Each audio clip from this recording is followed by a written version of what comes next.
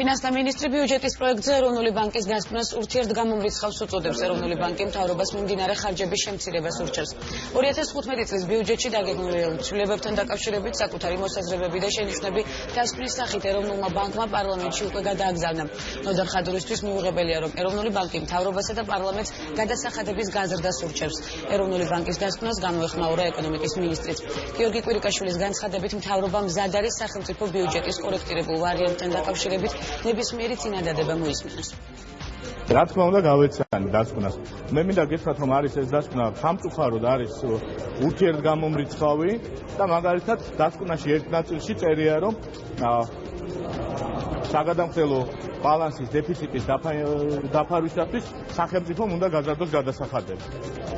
მე სიმართლე გითხრათ, არ მესმის ეროვნული ბანკის ხელმძღვანელობის, რომელიც თავის თავზე იღებს გადაწყვეტილებას, რომ მთავრობას და პარლამენტს ურჩიოს გადასახადების გაზრდა. სამუშაო რეჟიმში ჩვენ გათვალთ მოვისმინოთ ნებისმიერი წინადადება, თუმცა მე მგონია, რომ მედიაში განცხადებების კეთება ჯობს ალბათ, რომ სამუშაო პროცესს შეძლოს.